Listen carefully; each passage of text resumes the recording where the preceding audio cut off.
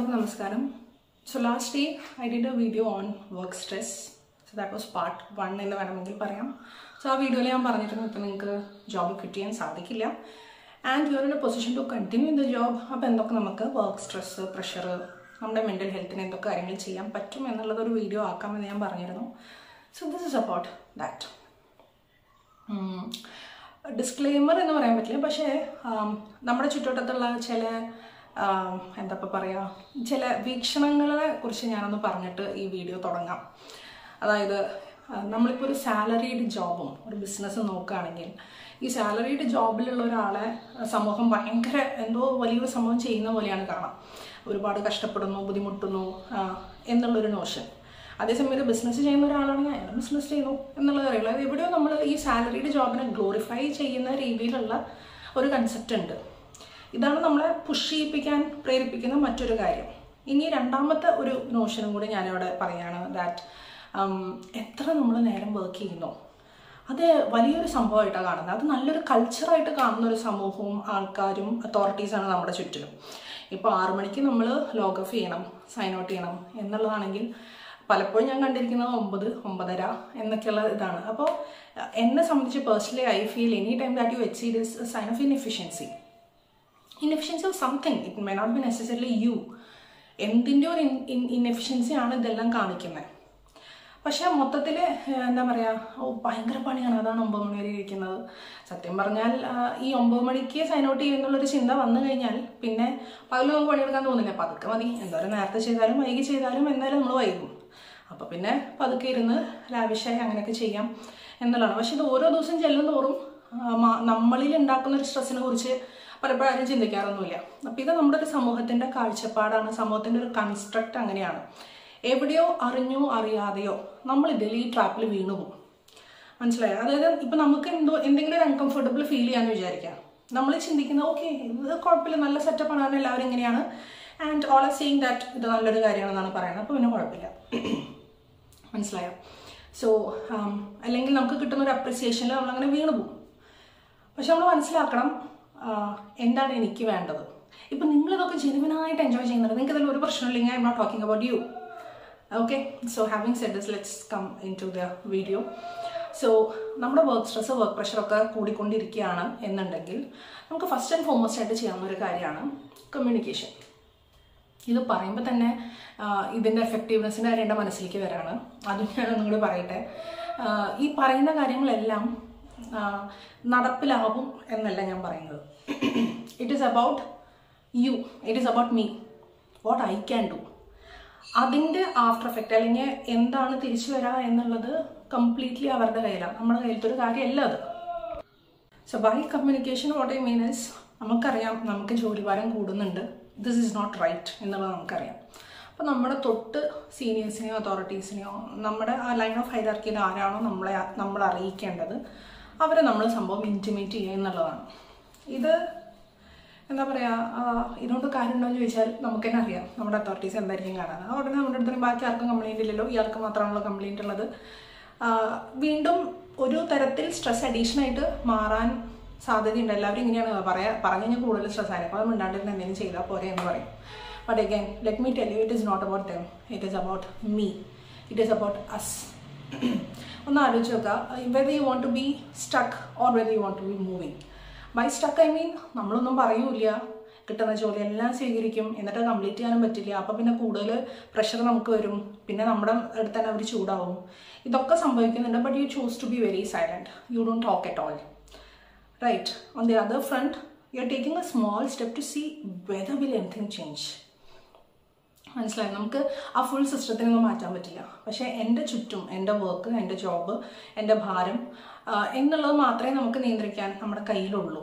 അപ്പോൾ ആ ഒരു സാഹചര്യത്തിൽ ഇതൊന്ന് വളരെ നല്ല രീതിയിൽ നമ്മൾ പറയുന്നതിൽ യാതൊരു തെറ്റില്ല എന്നാണ് എൻ്റെ പേഴ്സണൽ അഭിപ്രായം. And I have always done that. And whenever I do that I have found certain changes around me, which is good for me actually. ഇത് പറയുമ്പോൾ മറ്റൊരു കാര്യം കൂടി ഞാൻ പറയട്ടെ. If you are a people pleaser, നിങ്ങൾക്കിതിന് ഭയങ്കര ബുദ്ധിമുട്ടായിരിക്കും. I M not a people pleaser. I don't mind people disliking me.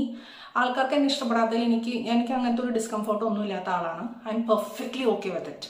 അതുകൊണ്ടാണ് എനിക്ക് എൻ്റെ കാര്യങ്ങൾ തുറന്ന് സംസാരിക്കാൻ പറ്റുന്നത്. And I see a lot of people pleasers. I have seen them where they cannot say because of the thought that അവരെന്ത് വിചാരിക്കും, അവർക്ക് എന്നോടുള്ള ഇഷ്ടം കുറഞ്ഞാലോ, അല്ലെങ്കിൽ അവർക്കത് പറ്റില്ല, ഒരിക്കലും അത് പറ്റില്ല. അപ്പം അങ്ങനത്തെ ആൾക്കാരാണെങ്കിൽ this is a point for you to realize that you are not going to get a crown for it, let me tell you. And this attitude is even more, killing many things in your life, including your self-esteem, self-respect and many other things, right? So moving forward, അപ്പോൾ ഇതാണ് communication എന്ന് എനിക്ക് പറയാനുള്ളത്. രണ്ടാമത്തെ ഒരു point ആണ്, don't be an emotional fool. Emotional fool in the sense ഞാൻ കുറച്ച് പേരെ കണ്ടിട്ടുണ്ട്. അതായത് നമ്മളിങ്ങനെ പറയാം പട്ടിപ്പണി എന്നൊക്കെ നമ്മൾ പറയും. യൂഷ്വലി ഈ ഒരു മേഖലയിൽ നമ്മൾ പറയാം പട്ടിപ്പണി എടുക്കുക എന്നിങ്ങനെ പറയുമല്ലോ. നന്നായി പണിയെടുക്കും, ഫുൾ ടൈം പണിയാണ്. ഈ പറഞ്ഞ 14 hours 10 hours and they get a very they get a euphoria out of it. Why? Because അവരുടെ ബോസ് ആരെങ്കിലും പറയും ഇയാൾക്ക് ഇത് ചെയ്യാൻ പറ്റും, ഇയാൾ ഭയങ്കര പുലിയാണ്, ഇയാൾ ഭയങ്കര സംഭവമാണ്, എന്ത് അടിപൊളിയായിട്ടാണ് ഇയാൾ ചെയ്തത്, വേറെ ആൾക്കും ഇങ്ങനെയൊന്നും ചെയ്യാൻ പറ്റില്ലായിരുന്നു. മനസ്സിലായോ? So this is like A trap. ഇതൊരു ഇമോഷണൽ ഫൂളിംഗ് ആണ്. അതിൽ ദയവ് ചെയ്ത് വീഴാതിരിക്കുക. ഓക്കെ, ഞാൻ കുറച്ച് നേരം എൻ്റെ പഴയ കമ്പനിയിൽ നിന്ന് തന്നെ തിരിച്ചു വിളിച്ചു. വേറെ ആർക്ക് ജോലി കൊടുത്തില്ലെങ്കിലും ഇയാൾക്ക് തരാമെന്ന് പറഞ്ഞു. And they feel so happy. And you should remember in the first place why you left from there. I am talking about a work stress job. Okay, not like നല്ലൊരു ജോലിയിൽ നിന്ന് നിങ്ങൾ പോന്നു കഴിഞ്ഞിട്ട് അവരെ തിരിച്ചു വിളിക്കുമ്പോൾ നമുക്ക് ഒരു സന്തോഷമാണ്. I M not talking about that. അതല്ലാത്തൊരു വിഷയത്തിനെ കുറിച്ചിട്ടാണ്. അപ്പോൾ നമുക്കൊരു ഒരു തോട്ട് അവർ ക്രിയേറ്റ് ചെയ്യും, ഇയാളാണ് എല്ലാം. ഈ ചുമരിലിരിക്കുന്ന പല്ലിയുടെ പോലെ ഈ ഓഫീസിൽ തന്നെ നിൽക്കുന്നത്, ഈ ജോബ് പ്രൊഫൈലിൽ തന്നെ നിൽക്കുന്നത് ഇയാളുടെ മേത്താണ്, ഇയാൾ ഭയങ്കര സംഭവമാണ്. അപ്പോൾ പിന്നെ നമുക്കതൊരു ബൂസ്റ്റ് പോലെയാണ്. അപ്പോൾ ഒരു 10 മണിക്കൂർ എക്സ്ട്രാ വർക്ക് ചെയ്താലും നമുക്ക് കുഴപ്പമില്ല. മനസ്സിലായോ? But you should think you are doing this at the cost of what? Understand? You are doing this at the cost of what? എല്ലാ ജോബിലും ഇങ്ങനത്തെ ഒരു ഫേസ് വരും. അത് പക്ഷേ ടെമ്പററി ആയിരിക്കും. Which will eventually culminate in your promotion, or you getting a higher position, or you getting a favorable transfer, or you getting a different job profile, a better one. ഇതൊക്കെയാണെങ്കിൽ കുഴപ്പമില്ല. ഞാൻ പറയുന്നത് ഇങ്ങനത്തെ ഇതൊന്നും ഇല്ലാത്തൊരു ജോലി ഉണ്ടാവില്ല. നമുക്ക് ഇടയ്ക്ക് കുറച്ചൊന്ന് സ്ട്രെസ്ഫുൾ ആയിട്ട് എന്തെങ്കിലും പ്രോജക്റ്റ് കംപ്ലീറ്റ് ചെയ്യാനോ ഒരു ടാസ്ക് കംപ്ലീറ്റ് ചെയ്യാനോ എന്തെങ്കിലും ഉണ്ടായിരിക്കും. I M not talking about that. അതെന്ന് പറഞ്ഞാൽ ഒരു ടൈം പീരീഡിനുള്ളൂ, 1-2 മാസം വോട്ടെവർ. അത് കഴിഞ്ഞാൽ നമ്മൾ ഫ്രീ ആയി. പിന്നെ അങ്ങനത്തെ ഒരു സിറ്റുവേഷൻ നമുക്കില്ല. It is not going to repeat. And അതിനെ ബേസ് ചെയ്ത് നമുക്ക് എന്തെങ്കിലും ഒന്ന് കിട്ടുകയും ചെയ്യും. Maybe monetary benefit as or ഞാൻ ഈ പറഞ്ഞ പോലെ നമുക്കൊരു ഹയർ പൊസിഷൻ എന്തെങ്കിലും കിട്ടുമായിരിക്കും. I M not talking about that. I am talking about a situation where daily it is this. Daily അല്ലെങ്കിൽ ഒരു ബ്രേക്ക് ഉണ്ടാവും, വീണ്ടും ഇതേ പല്ലവി തന്നെ. ഈ ഒരു അവസ്ഥയിലാണ് നിങ്ങളുടെ ജോലി മുന്നോട്ട് പോകുന്നുണ്ടെങ്കിൽ don't be an emotional fool. What I'm telling is, പ്രതികരിക്കാനൊന്നുമില്ല, അവരങ്ങനെ പറഞ്ഞോട്ടെ. പക്ഷെ നിങ്ങൾക്കറിയണം ഇതിൽ ഞാൻ ഉന്മാദം കണ്ടെത്തി വീണ്ടും ഇതേ ഒരു പൊട്ടക്കിണറ്റിൽ തവളയുടെ പോലെ ഞാൻ ഇരിക്കുകയാണെങ്കിൽ your mental health is going to get affected. So that's a second point. Now third point is something a sarcastic approach എന്ന് പറയും. എന്ന് വെച്ചാൽ ഇപ്പം നമ്മുടെ ചുറ്റും ഇത്രയും പ്രശ്നങ്ങൾ നടന്നുകൊണ്ടിരിക്കുകയാണ്, നമുക്ക് ടാസ്ക് തരും, അങ്ങനെ തരും, ഇങ്ങനെ ചിലപ്പോൾ നമ്മൾ ഡിസ്റെസ്പെക്ട് ചെയ്യുന്നതായിരിക്കും, നമ്മൾ ചീത്ത പറയുമായിരിക്കും. ഇതൊക്കെ നടക്കുന്നുണ്ടെങ്കിലും you don't bother at all. ശരിക്കും നമ്മുടെ മുന്നിലൊരു ഷീൽഡ് ഇട്ട പോലെയാണ്, നിങ്ങളൊന്നും എഫക്ട് ചെയ്യുന്നില്ല. ഇൻഫാക്ട് ആക്ച്വലി നിങ്ങൾക്ക് മനസ്സിൽ ചിരിയായിരിക്കും വരണ്ടാവും ഇവർ ഈ കാട്ടിക്കൂട്ടണമൊക്കെ കണ്ടിട്ട്. ഇതിനെയാണ് സർക്കാസം അപ്രോച്ച് എന്ന് പറയാം. ഓണസ്റ്റ്ലി എനിക്കിത് ചെയ്യാൻ പറ്റില്ല, എനിക്ക് ഒരിക്കലും ചെയ്യാൻ പറ്റിയിട്ടില്ല. I don't know why, I just cannot do this. It is not of me. പക്ഷെ ഞാൻ ഇങ്ങനെ ചെയ്യണ എൻ്റെ കൊളീഗ്സിനെ കണ്ടിട്ടുണ്ട്, 3 പേരെ ഞാൻ കണ്ടിട്ടുണ്ട്. They doing it beautifully. അവരുടെ ഉള്ളിൽ ചിലപ്പോൾ അവരൊരു പാട്ട് പാടിയായിരിക്കും, അല്ലെങ്കിൽ വേറെ എന്തെങ്കിലും ചിന്തിക്കുകയായിരിക്കും. പക്ഷെ അവർ ഇതിനോടൊക്കെ വളരെ കൂളായിട്ടുള്ളൊരു അപ്രോച്ചാണ്. They don't take it. അയാൾ എന്തെങ്കിലും പറഞ്ഞു പോട്ടെ, ഹൂ കെയർസ്, ഇറ്റ്സ് ഓക്കെ, എന്താണെങ്കിൽ വന്നോട്ടെ, ഇറ്റ്സ് ഓക്കെ എങ്കിൽ വന്നിട്ടുള്ള അവർക്ക് മൊത്തത്തിൽ ലൈഫിനോടുള്ള ഒരു അപ്രോച്ച് അതായിരിക്കാം. Maybe, I don't know. പക്ഷേ പേഴ്സണലി എനിക്കത് പറ്റിയിട്ടില്ല ചെയ്യാൻ. It is also something called as garbage theory in psychology, where they say if somebody throws at you a garbage or gives you a garbage, will you take it? No. And if I don't take it, it is not mine. അപ്പോൾ എനിക്കെതിരെ വരുന്ന കാര്യങ്ങൾ ഞാൻ സ്വീകരിക്കണമെന്നില്ല. സ്വീകരിക്കുമ്പോഴാണ് അത് എൻ്റേതായിട്ട് മാറണേ. അത് നമ്മൾ സ്വീകരിക്കാതിരുന്നാൽ അത് നമ്മൾ എഫക്റ്റ് ചെയ്യാൻ പോകുന്നില്ല എന്നുള്ളതാണ് ഈ ഒരു കാര്യം. So if you are able to do it, try it.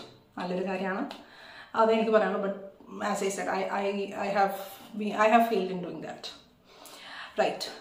And the last approach, which is very, very important to me and which is my favorite, and this is what I have done. Somewhere, there is a gut feeling which tells you, idella enikku vendathu. അത് ജോബിൽ കയറി അധികമൊന്നും ആവണ്ട, നമുക്ക് പെട്ടെന്ന് തന്നെ മനസ്സിലാവും.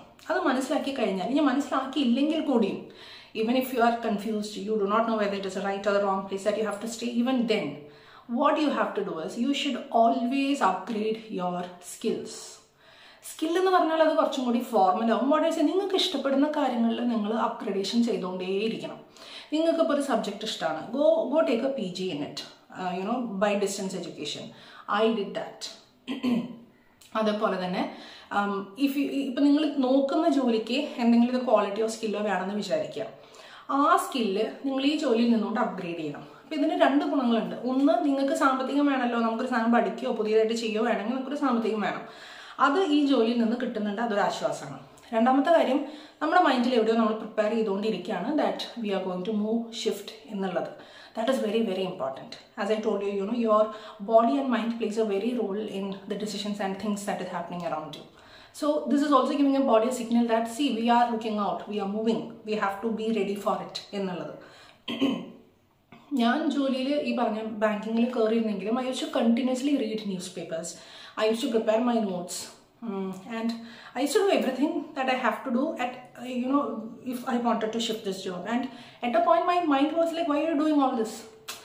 You are in this job, I myself asked me. And that's when I thought, no, I should be doing this, because somewhere I felt this is not me. This job, this is not of me. So all these years, I did not give up on my skills, my learning, my education, nothing. I was doing it slow, but I was in the track. And that really helped me, because എൻ്റെ ഒരു ജോലി resignation എന്ന് പറയുന്നത് plan ചെയ്തിട്ടൊന്നുമല്ല. അത് it came off just like that. Maybe I'll do a video on that on some other time. So that is how I did my job resignation. So ആ ഒരു സമയത്ത് ഞാൻ പ്രതീക്ഷിച്ചില്ല എനിക്ക് അടുത്തൊരു ജോലി കിട്ടുന്നോ, ഓർ ഇൻ്റർവ്യൂ ഞാൻ ക്ലിയർ ചെയ്യുന്നോ, ഓർ ക്ലാസ് ഡെമോ ക്ലിയർ ചെയ്യുന്നോ ഒന്നും ഞാൻ വിചാരിച്ചില്ല. But all these preparation that I was taking on did really help me a lot. So that is the I would say the 4th most important point to you all. So wherever you are in the position of your life, please take charge and develop your skill. നമുക്ക് ആവശ്യമുള്ളത് ഒരാൾ നമുക്ക് കൊണ്ടുതരാൻ പോകില്ല. Trust me, ഒരാൾ കൊണ്ടുതരാൻ പോകില്ല. You have to earn it. You have to work for it. You have to look out for it. ഞാൻ പലരും കണ്ടിട്ടുണ്ട്, ഞാൻ ഫസ്റ്റ് റിസൈൻ ചെയ്യാൻ ആഗ്രഹമുണ്ടെന്ന് പറയുമ്പോൾ തൊട്ട് അയ്യോ എനിക്ക് ചെയ്യണം, എനിക്കിത് വയ്യാൻ മടുത്തു എന്നൊക്കെ പറയും. പക്ഷെ അവരിപ്പോഴും ജോബിലുണ്ട്. They don't do it. Maybe because they can't, but they are still stuck there. And when they call, they do the same cribbing. So there is a limit for it. You can't keep on crib and be in the same place. It is not going to be beneficial for you. So if you know that you should take all possible means, to come out of it, to change the scenario, right? So this is the 4th step I would like to say to you all. And last but not the least, the 5th one is something related to your financial position. Please don't take loans. I also did the same. Your housing loan, vehicle loan, personal loan, credit cards. ഇതൊക്കെ എടുത്ത് കൂട്ടും. അപ്പോൾ എന്തുണ്ടാവും, ഇതൊരു financial ട്രാപ്പായിട്ട് മാറണം. അപ്പോൾ emotional trap, financial trap, because നമുക്ക് പേടിയായിരിക്കും, ഇത് റിസൈൻ ചെയ്ത് എനിക്ക് വേറെ ജോലി കിട്ടിയില്ലെങ്കിൽ EMI ഒക്കെ ആരും അടയ്ക്കും. മനസ്സിലായോ? അപ്പോൾ ഇത് ശരാശരി ഒരു മിഡിൽ ക്ലാസ് പേഴ്സൻ്റെ ഒരു അവസ്ഥയാണ്. അപ്പോൾ കുറച്ച് എന്താ പറയുക, ജുഡീഷ്യസ് ആയിട്ട് തിങ്ക് ചെയ്തിട്ട് കോൺഷ്യസ്ലി നിങ്ങൾ അത് ചെയ്യാണ്ടിരിക്കണം. ഞാനത് ചെയ്തിട്ടുണ്ട്. ഇത്രയും വർഷം ഇപ്പം നമുക്കറിയാം ബാങ്കിങ്ങിൽ ഒരുപാട് ബെനിഫിറ്റ്സ് നമുക്ക് കിട്ടും. പക്ഷേ I have not availed anything, any of it, all these years. അതുകൊണ്ടാണ് എനിക്ക് പെട്ടെന്ന് ഒന്നും ആലോചിക്കാണ്ട് എനിക്ക് അതിൻ്റെ ഉള്ളിൽ നിന്ന് ചാടി വരാൻ പറ്റിയത്. അപ്പോൾ നിങ്ങൾക്ക് നല്ലൊരു ജോബ് അല്ല എന്നൊക്കെ ഉണ്ടെങ്കിൽ ഡോണ്ട് ഡു ദിസ് മിസ്റ്റേക്ക്. ഇപ്പം നിങ്ങൾ ചിന്തിക്കുക നമുക്കൊന്നും ജീവിതം ആസ്വദിക്കേണ്ടേ, നമുക്ക് അങ്ങനെ ചെയ്യണം ഇങ്ങനെ ചെയ്തൊക്കെ കേട്ട എങ്ങനെയാണ്. അതുകൊണ്ടാണ് നേരത്തെ ഞാൻ പറഞ്ഞ മാതിരി നിങ്ങൾക്ക് തീരുമാനിക്കാം നിങ്ങൾക്ക് ഇതിൻ്റെ ഉള്ളിൽ നിന്ന് പുറത്തേക്ക് വരണോ, കൂടുതൽ ഇതിൻ്റെ ഉള്ളിൽ പെട്ടുപോകണോ എന്നുള്ളത്. അപ്പോൾ പെടാതെ ഇതിൻ്റെ ഉള്ളിൽ നിന്ന് രക്ഷപ്പെടാനുള്ള ഒരു സ്റ്റെപ്പായിട്ടാണ് ഞാൻ ഈ കാര്യം നിങ്ങളുടെ അടുത്ത് ഷെയർ ചെയ്യുന്നത്. So these are the 5 methods I would like to present to you. As I say, this is not scientific, this is not something I read somewhere or anything. This is purely personal, what I have seen and heard and what I have implemented in my own life and which has been effective for me. So let me know in the comments whether you have done any of these, or which position are you, or what would you like to do for your life. എന്നുള്ളത്. So I hope this video also will be helpful for you all. Thank you so much for watching.